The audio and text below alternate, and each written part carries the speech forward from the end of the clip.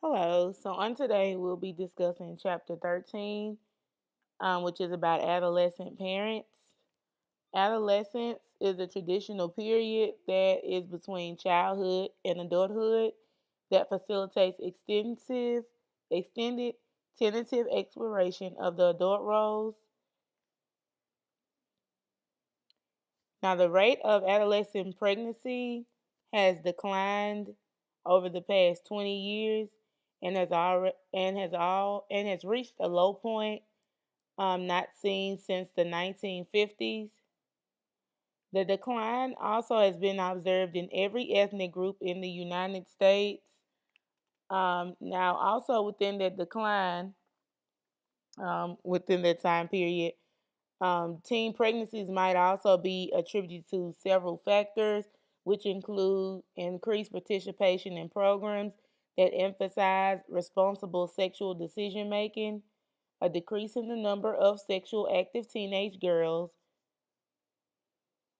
wider use of contraceptives among sexually active teens, and also while the number of the teen marriages in the United States has also declined in recent years, the overwhelming majority of those adolescents who become pregnant carry the pregnancy to term and retain custody of the child. Now, usually, most of the time, high risk pregnancies are among females that are like younger than 19 and older than 13. Okay, now with along with the primary factors of the incidents, causes, and outcomes of teenage pregnancy, the teenage birth rate is continuing to decline in comparison to like previous decades. About 10% experience a miscarriage or have a stillborn baby, and about 29% have an induced abortion, and about 61% of them carry the pregnancy to term and give birth. Excuse me. Now, 11% of all the births in the U.S. are in the TS are to teen mothers, and fewer than half of those girls marry before they give birth. Most are classified as unwed mothers. The majority become pregnant because birth control method wasn't used, the lack of birth control or any type of contraceptives. But for some of the pregnancies, they also result in rape. Most teens are sexually active. About 7 out of 10 of them are said to have had sexual intercourse at least once by the age of 19. Now, also with the basic reasons for why teenagers become pregnant are due to the increase of frequency of sexual intercourse at early ages, social influences that decrease the negative stigma of teen pregnancy, the lack of adequate knowledge of contraceptives and their use by sexually active teenagers, and personal attitudes about sexuality, pregnancy, and parenthood. Also, this is just a question, for you all just to think about. What if all health clinics in junior and senior high school dispense contraceptives and provide relevant informational material pertaining to safer sexual choices to any students who request these services? Now, to me, that is something I don't feel as it is a bad thing because they're just trying to, teach them that if they are having sex to, have sex in a safer way. Some parents agree and they disagree even with like them having these type of classes in school, but this is a just a a great way for them to get that additional information and to also have someone to talk about sex with if they don't want to talk to their parents or anyone else that they may know. They may feel more comfortable talking to someone else.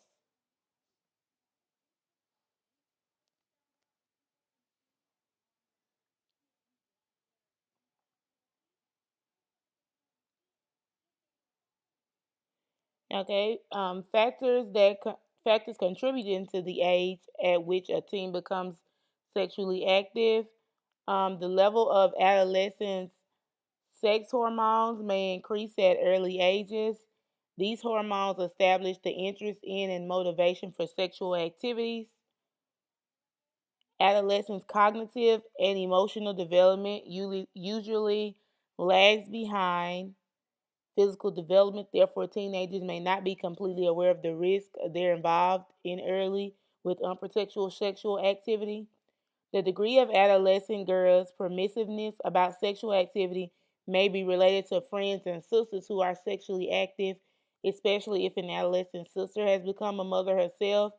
Peer influences may affect the teen's sexual involvement, and the social or cultural factors such as the religious participation, ethnic background, or the family of origins, socioeconomic status may influence the probability of a teen's participation in sexual activity as well.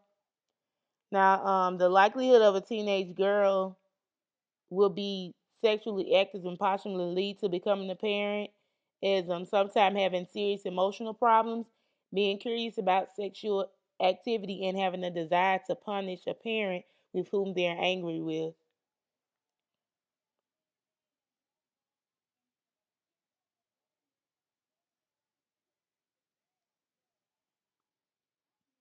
The family's origin is influential in shaping the teenager's attitudes about sexuality as it models behaviors that influence the adolescent's choices concerning sexual behavior as well.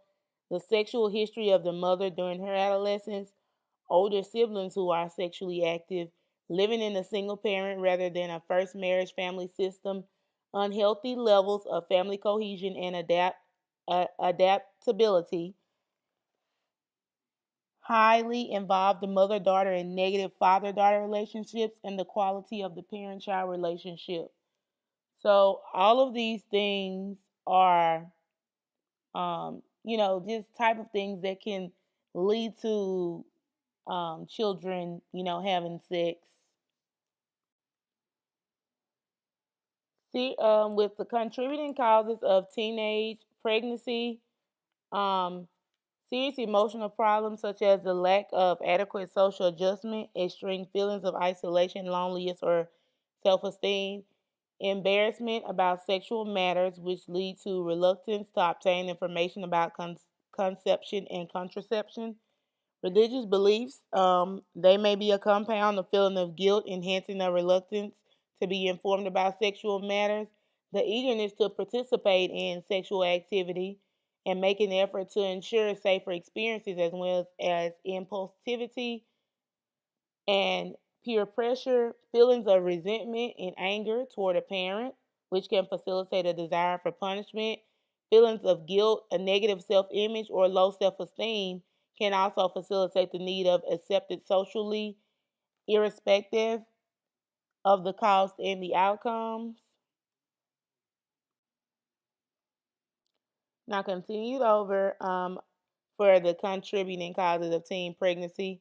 Um, some, you know, some girls or boys think that it's a desire to prove their masculinity or their femininity. Um, Also, to be recognized as a person with an adult social status. Um, Also, an attempt to create a captive love or to trap a mate. A desire to receive unconditional love from someone else, from another person. Basically, after perceiving a baby as a substitute for parental or marital love, some, children think having a baby, they'll, get that love from another person by having a child. Behavior problems, including just conducting disorders, involvement in criminal activity, acting out behavior, or participation in delinquent behaviors such as substance abuse, and also certain family background markers, such as a single parent versus a first marriage family of origin, and the level of the parent's educational achievement. A parent who was a particular type of parental supervision in adolescence and parental involvement in elementary schooling and racial or ethnic background also are contributing factors of, why children get pregnant or or are interested in getting pregnancy. It's all basically these things are all, for a cry out for attention, and they're never given this type of attention. So by having a child or having, sexual activity, this is the way that they basically feel like, it's a cry for attention or where that is satisfying to them.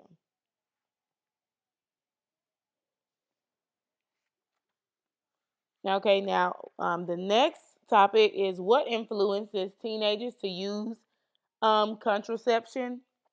American adolescents, in comparison to any other of the countries, use contraception less and effectively less than any other country in the world. As a result of that, we basically observe higher rates of adolescence, pregnancy, and parenthood than any other countries as well.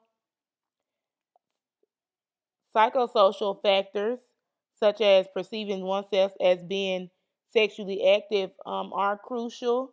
If teens are able to delay becoming sexually active until late adolescence,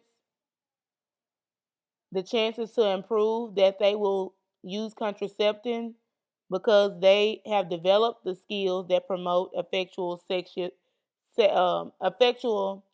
sexual decision making. As teenagers become sexually experienced, they tend to use contraception more regularly and correctly. And families also can influence the sexual decision making by providing or also either failing to provide information concerning safe sexual choices.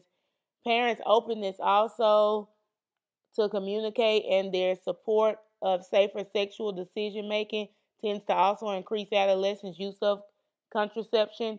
And when teenagers who are sexually active, they have access to family planning services and information regarding sexual choices, either in schools or communities.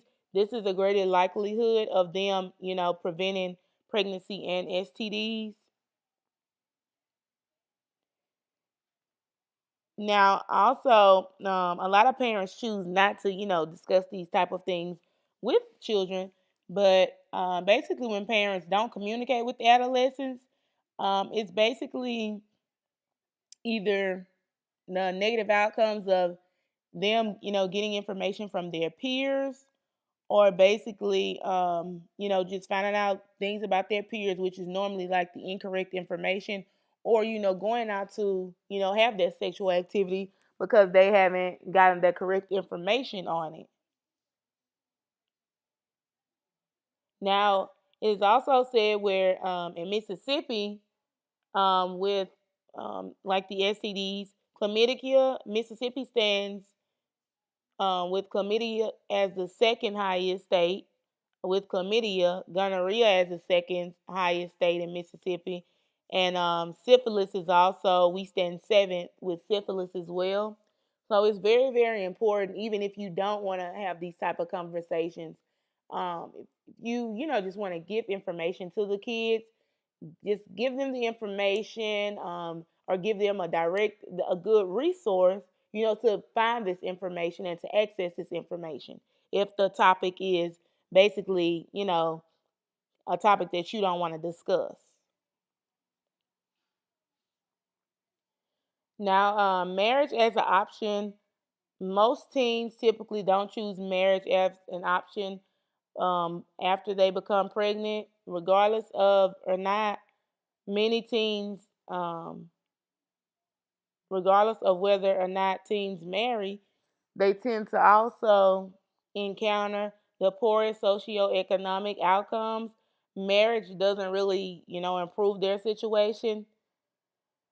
Marriage is also considered high risk and prone to early divorce under the circumstances of, under teen pregnancy. And unmarried teens, they are said to receive less assistance from their families than those who are married. Teenagers who are also unmarried are likely to receive more welfare benefits than those who are married also.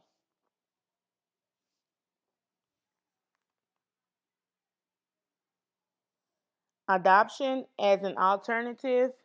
Now, adoption also has been chosen less frequently as an option in adolescent pregnancy. Placing a baby up for adoption basically, makes these teen mothers have a feeling of guilt. These feelings also can harm a girl's psychological well being and adversely affect her future sexual and intimate relationships. Adoption enables a girl to continue her education, attend to otherwise normal adolescent development tasks, and avoid experiencing a disadvantaged existence. Adoption also has been, as I said, has been as an option in adolescent pregnancy, and more girls do choose to, retain their custody of keeping the baby.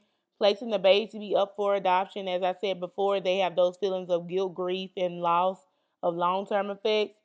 Now, there is a type of adoption, which is the open adoption, where the mothers can still remain in contact with, the adoptive parents, but they basically, give their child a better life with adoptive parents, just so that child can have a better life because they're not fit to raise and take care of those children.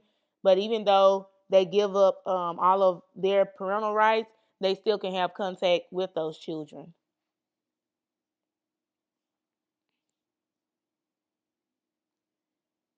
Now, with adolescent parents, there are also short term and long term considerations regarding parenthood for teenagers. The educational implications, the marriage and family relations, health considerations for teen mothers, workforce participation and economic consequences, and parent child relations. Now, the educational implications, pregnancy appears to be the most common reason why an adolescent girls fail to complete their high school education. And this is especially true to the younger women, and also it has major effect on the African American individuals. The most long-term effect of the disruption of a girl's education relates to economic consequences of the teen mother can expect to have a lower salary job, lower job satisfaction, and decreased quality of life if they, don't finish school or anything.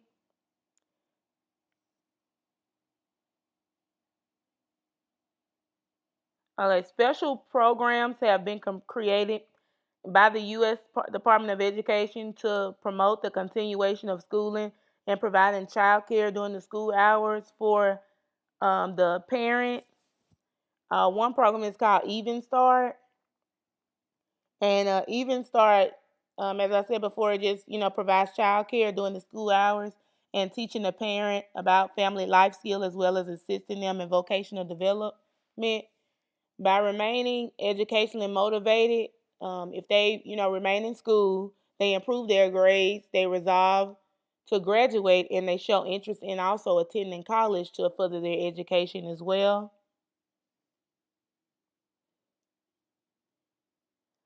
Marriage and family relations. Now, with marriage and family relations, teenage marriages are likely to be high risk, highly unstable, and also prone to end in divorce. About 60% of adolescents who marry divorce within 5 years, in comparison with 20% of those who marry in early adulthood.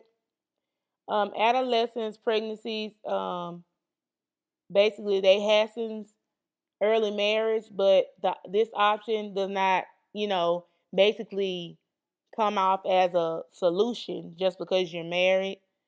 As I said before, they're highly at risk and highly unstable for it. Most researchers also suggest that early childbearing and marriage contribute to greater unhappiness than the pregnancy itself. So it basically puts on more stress on the relationship. And studies also show that the couple tend to be unhappy, and those who marry due to a teen pregnancy are more likely to divorce way before. Now, within adolescent pregnancy and teen parents, there are a few health risks that children, may encounter. Early studies of adolescent pregnancy reported many adverse physical complications for the young mother, especially if she does not seek the proper prenatal care. And those risks basically include elevated death rates, increased prevalence of maternal toxemia, toxemia, anemia, postpartum infections, and hemorrhaging. Now, most of these conditions are directly linked to the lack of the prenatal care because mothers, of teen pregnancy, a lot of them are very secretive about it, and this basically puts them at these health risks. Other factors that contribute to the increased health risk are poverty and a lack of access to health care. Many health, mental health is also a negative effect that's also by childbearing as well. Now also other health considerations are when children are born with low birth rates, and the mother can have interference with normal growth patterns, and also the negative mental health on the younger mother can also affect the health of the health considerations of having a child at such a young age. Now, workforce participation and economic consequences.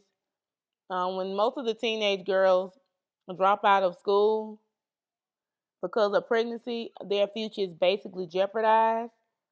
Um, and the job market for them is very, very, very limited. The income of those adolescents' mother is about one half of what mothers who have their first child in early adulthood receive. Parents frequently unable to provide the type of financial support that will ensure adequate prenatal care, equipment, and living conditions. And these teen mothers, they lack the adequate resources to become effective parents, and they frequently fail to complete their education and fail to see parenthood as being just a personally or socially restrictive to reaching those goals. Children born to teenage parents ultimately are more costly to a parent than those born to women who have their children in their 20s. Economic instability in the few months following with these children basically leads to separation. If they are together,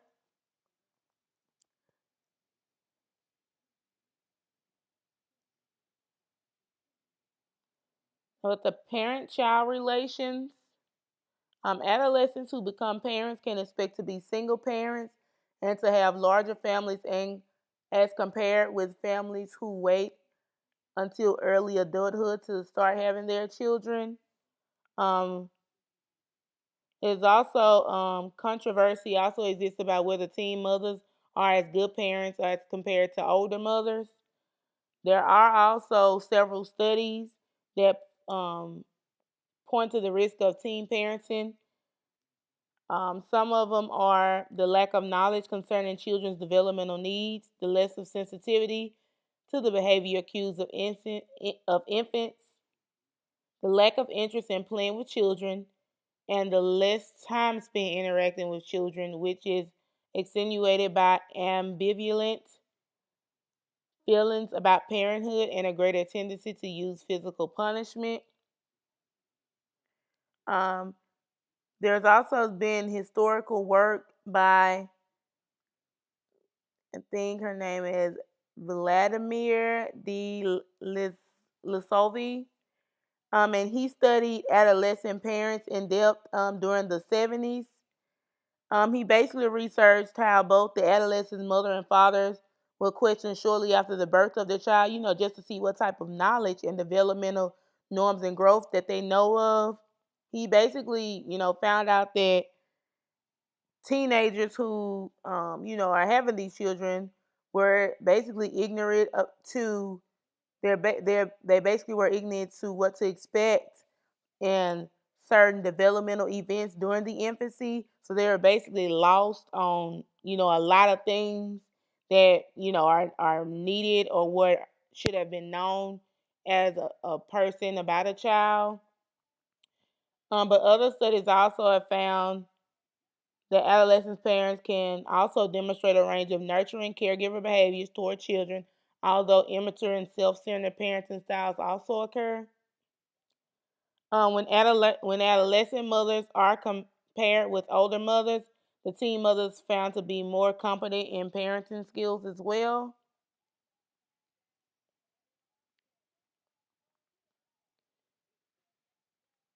Okay, now along with the adolescent fathers, with adolescent fathers, most of the girls who become mothers choose to retain custody of their baby and they don't marry, and an equal number of the adolescent boys and young men are absent or they're non-residential fathers.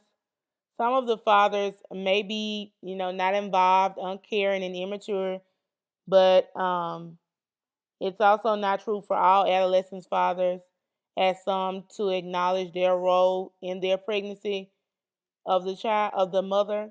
Researchers also describe that these young fathers are a few things. They may be frightened, withdrawn, confused, and feeling guilty about what has happened. Many of them feel overwhelmed by the girl's pregnancy, and they may use that as a denial, as a defense mechanism to avoid anxiety associated with their responsibility. And the quality of a teen's father relationship with teen mothers of their child prior to the child's birth appears to positively influence the involvement, that they do with co-parents and following the birth. Now, adolescents, fathers' lack of involvement in pregnancy resolution decisions may be partly related to the lack of clarity in their role as a father. The increased likelihood that a boy will become a teen father is if his parents were teen parents, or having parents with limited education and experienced adverse conditions while growing up.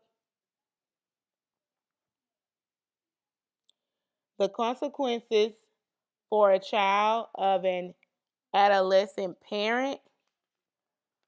The consequences that may occur are, although adolescent mother may be more competent in some aspects of parenting, the child born to an adolescent is at risk in numerous ways.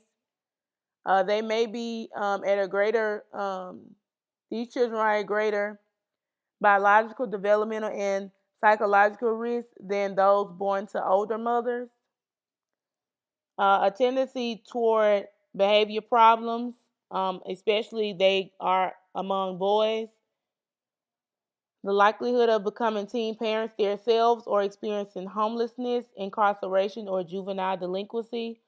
A tendency to repeat grades in school and have some type of learning disability, to display developmental delays, experiencing disrupted marriages in adulthood, early sexual activity, and inconsistent use of contraceptives, increasing chances of teen pregnancy, and their greater likelihood of being abused, neglected, or abandoned.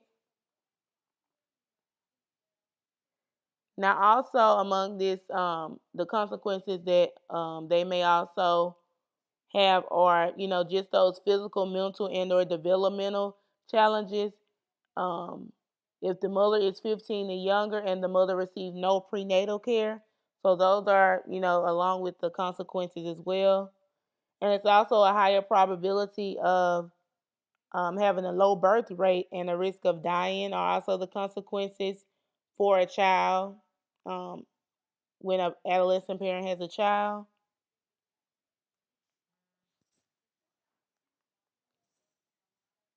Okay, now the supports for adolescent parents. A teenager who becomes a parent receives more support from his or her community today than in any past.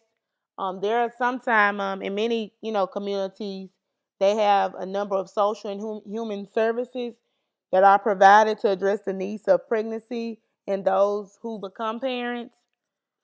Yeah, a lot of them they create programs that address educational needs, interpersonal skills, or parenting skill development. And the federal government also has provided funding for three model programs that address adolescent sexual activity.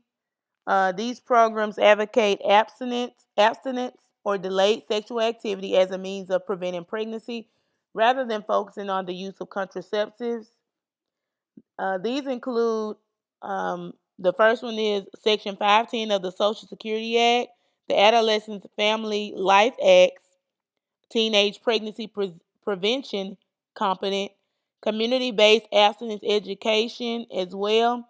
So these programs provide counseling, peer education, or services to increase the use of the use of contraceptives and for them to be more effective in preventing adolescent pregnancy um, at that time frame. It's also likely that programs targeting teenage girls would be more effective if combined with these programs aimed at young males more. Some of the programs are based on changing male sexual habits to include the use of condoms, not only to prevent the spread of STDs but also reduce pregnancy, requiring males to assume financial responsibility for their children as motivation to avoid future unintended pregnancies, increasing enforcement of statutory rape charges to reduce pregnancies and births, strengthening the role of fathers in all families, and teaching teen fathers how to become more involved with their children. Teen mother education programs also try to use the child in a parenting class to observe their behavior and development. Um, so, as I stated before, there are government assistance programs, educational programs that teach parenting skills, and programs that also address the prevention of pregnancy. Now, with educational programming, many of these programs are developed to mainstream pregnant adolescents into public schools or to maintain the public school education programs. The focus of these programs are to lower the high school dropout rate among the teenage girls who become pregnant or who are already parents. When the teenagers participate in these programs, they normally do return, they stay in school, or it leads to them completing a high school diploma. Research also reports that um, subsequent births among these teenage mothers are diminished when they remain in school, live at home with their parents, or are engaged in educational or work activities. Promoting parenting skills and preventing future pregnancies. Now, when teenagers have information about sexuality, child development, contraception, and parenting, that knowledge may result in certain outcomes. Certain of these outcomes may be an increase in the number of teens using birth control, the number of the reduction of the repeat pregnancies, and the reduction of child abuse cases.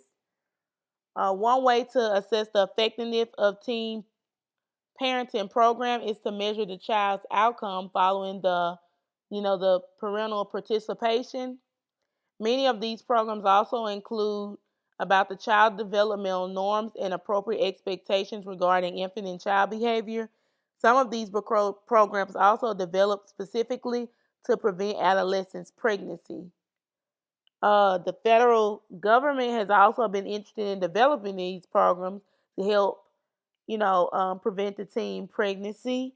A realistic strategy for helping teens avoid pregnancy is a lot of some ways where I know at some schools they use this example of using a doll that looks, feels, and sounds like a baby, and it can register whether it was cared for adequately.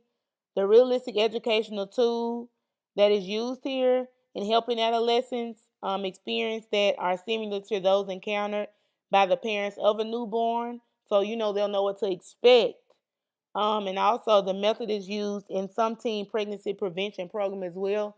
So basically just show them the importance of having a baby and everything that comes along with having a child. Sexual education programs are also more effective when they are taught through peer education. So that's another, way to promote and to prevent, future pregnancies. So that basically wraps up chapter 13, and I hope you all have a great day.